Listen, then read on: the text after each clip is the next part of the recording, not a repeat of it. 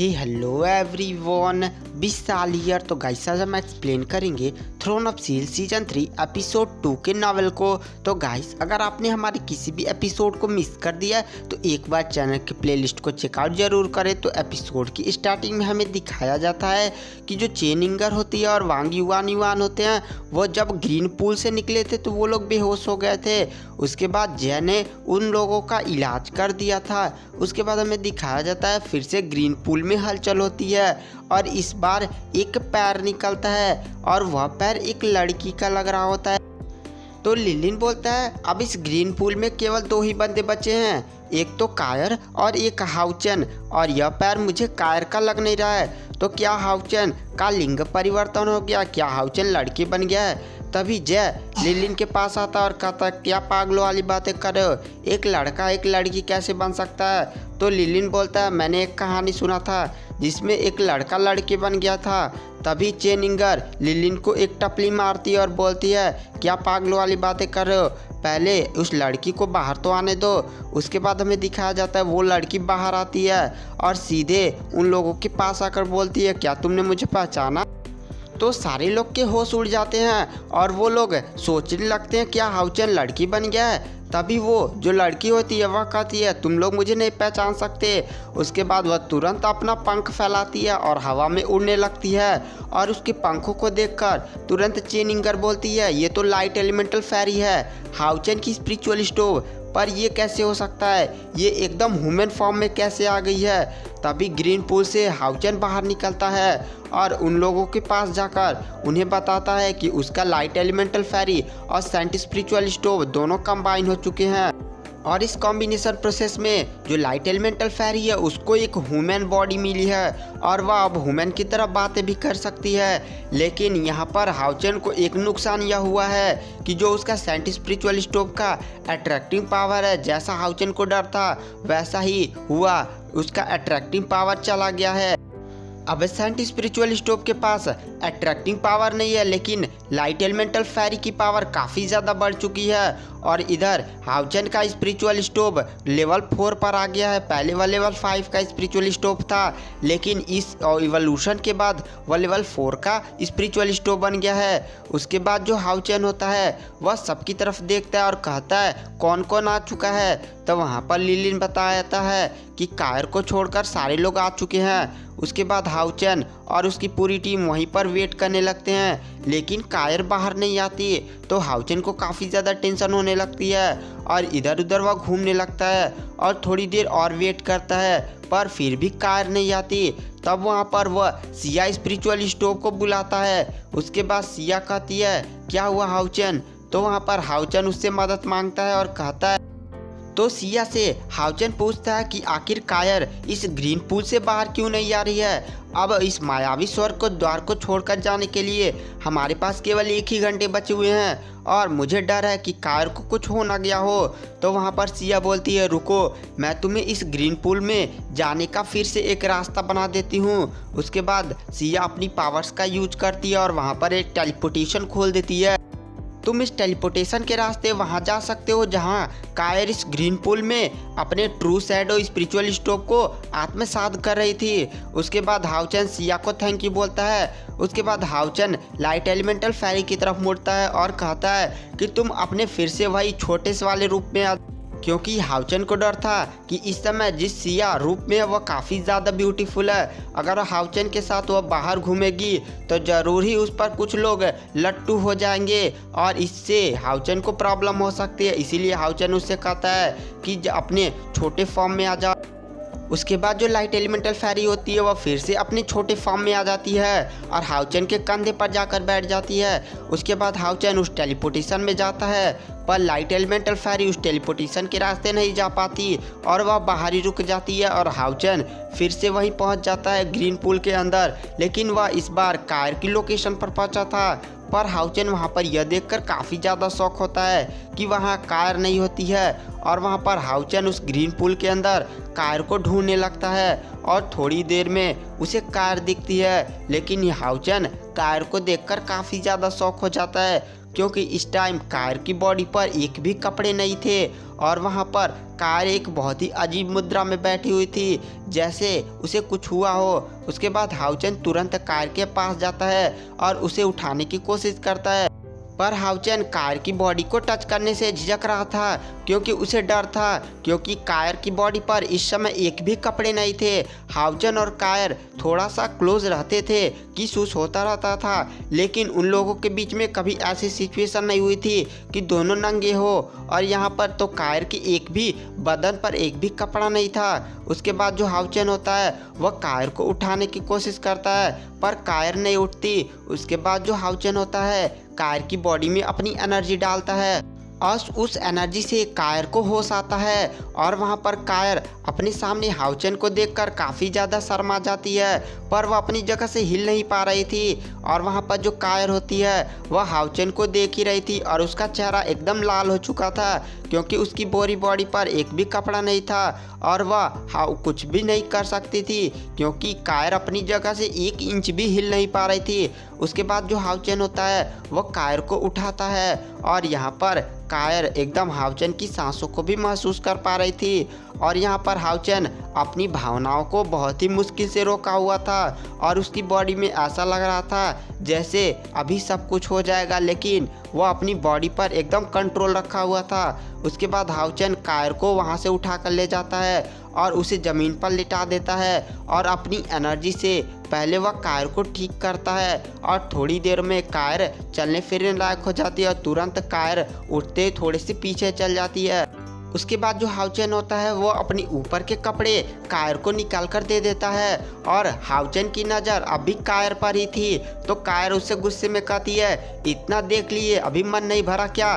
तो हाउचेन तुरंत शर्मा जाता है और तुरंत पीछे मुड़ जाता है। उसके बाद जो कायर होती है वो कपड़े पहन लेती है और यहाँ पर कायर ने केवल हाउचेन की शर्ट ही पहनी हुई थी, अभी उसकी पूरी लेग दिख रही थी और हाउचेन जैसे ही मुड़ता है उसकी नज़र कायर की लेग पर ही पड़ती है और वहाँ पर हाउचेन उसी में खो जाता है। उसके बाद कायर फिर से हाउचेन के सर पर एक टपली मारती है और कहती है, जाओ पहले बाहर से मेरे लिए कपड़े लेकर आओ। उसके बाद जो हाउचेन होता है वो हाँ में सर हिलाता है और फिर से उसी टेलीपोर्टेशन के रास्ते बाहर चला जाता है ग्रीन पूल से और बाहर जाकर वहाँ से कपड़े लाता है। उसके बाद वह कायर को दे देता है। उसके बाद कायर फिर से कपड़े पहन लेती है और इस बार हाउचेन को कुछ भी नहीं दिख रहा था। उसके बाद हाउचेन जैसे ही कायर जाने लगती है हाउचेन कायर को पकड़कर खींच लेता है और उसे किस करता है।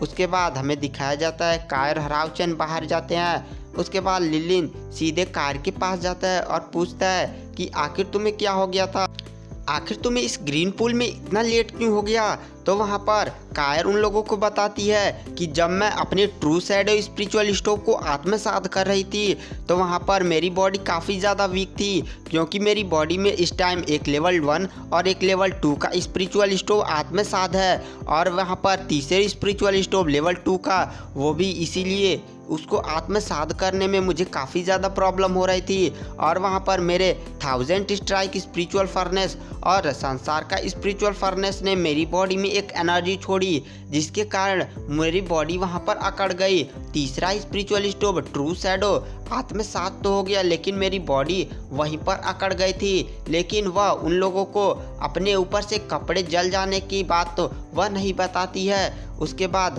कायर जो होती है वह कहती है, अब हमें इस मायावी सोर्स के निकलने का समय हो चुका है। उसके बाद हाउचेन हमें सर हिलाता है।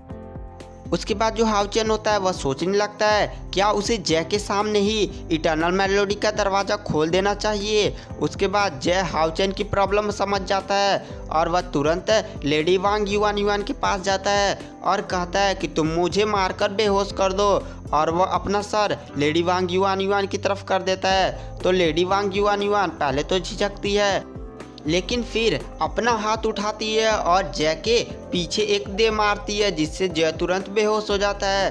तभी लिलिन बोलता है, लेडी वांग युआन युआन तुम्हारे हाथ में तो जादू है, इतना तेज तो मैं भी अटैक नहीं कर सकता।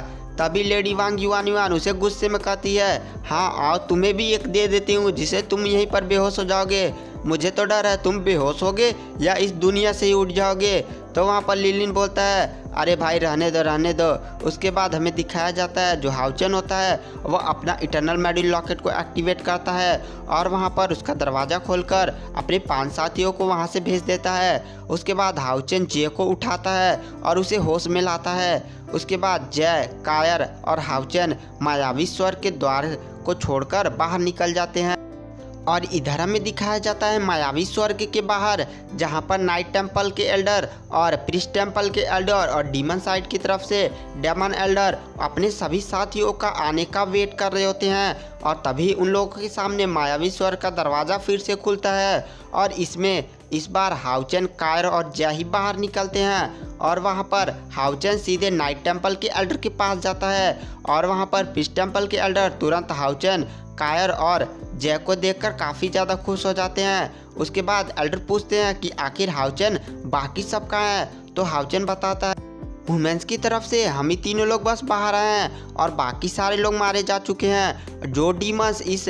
मायावी स्वर्ग के द्वार के अंदर गए थे वो लेवल 8 के ऊपर के कल्टिवेटर थे, बस उनके इंटरनल स्पिरिचुअल एनर्जी को दबा दिया गया था जिसके कारण वो लेवल 6 के कल्टिवेटर लग रहे थे। और यह बात सुनकर वहाँ पर पूरी वुमेन्स जो वहाँ पर एल्डर आए हुए थे वो काफ़ी ज़्यादा शॉक हो जाते हैं। उसके बाद हाउचेन बताता है कि हम ही तीनों बस वापस आए हैं और इस बात को सुनकर वहाँ पर प्रीस्ट टेम्पल के एल्डर और नाइट टेम्पल के एल्डर गुस्से में हुआंग शियो डेमन एल्डर की तरफ देखते हैं और हुआंग शियो अपने चेहरे पर एक कुटिल मुस्कान दिखा देता है। और वहाँ पर नाइट टेम्पल के एल्डर कुछ कर भी नहीं सकते थे क्योंकि अभी उनकी पावर हुआंग शियो से कम थी। हुआंग शियो एक लेवल 9 स्टेज 2 का कल्टिवेटर था और यहाँ पर नाइट टेम्पल के एल्डर अभी लेवल 9 स्टेज 1 के कल्टिवेटर थे और इस समय डेमन के साथ एक काफ़ी बड़ी फोर्स थी और यहाँ पर नाइट टेम्पल की तरफ से अभी ज़्यादा लोग नहीं आए हुए थे। उसके बाद जो हाउचेन होता है वह सीधे नाइट टेम्पल के एल्डर को एक विरासत का ताज होता है और यह विरासत का ताज हाउचेन ने उस डीमन को मार कर लिया था जिसे उसका सामना उस मायावी स्वर्ग में हुआ था। और इस विरासत के ताज को देखकर तुरंत डेमन एल्डर हुआंग शियो शॉक में हो जाता है और कहता है तुम ये कैसे कर सकते हो।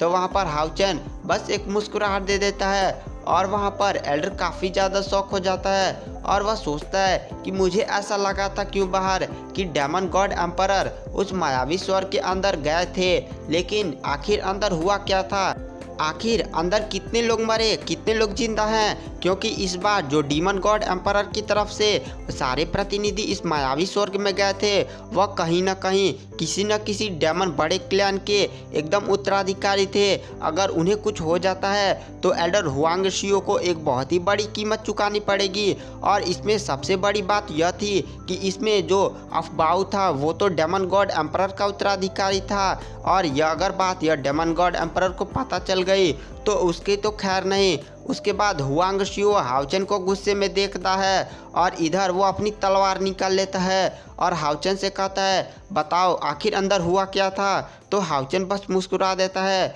और इधर हाउचेन के सामने नाइट टेम्पल के एल्डर और प्रीस्ट टेम्पल के एल्डर और पूरे जितने ह्यूमन्स आए हुए थे सारे लोग अपनी अपनी तलवारों को निकाल कर तैयार हो जाते हैं। और वहाँ पर हाउचेन कहता है मैं ऐसे नहीं बताऊँगा, पहले हम दोनों के बीच में एक सौदा होगा। तो वहाँ पर जो एल्डर हुआंग शियो होते हैं वह कहते हैं कि कैसा सौदा। तो हाउचेन कहता है पहले सारे लोग शांत हो जाओ। उसके बाद ये सारे लोग अपनी अपनी तलवारों को नीचे कर लेते हैं और अपना अपना ऑरा कम कर लेते हैं।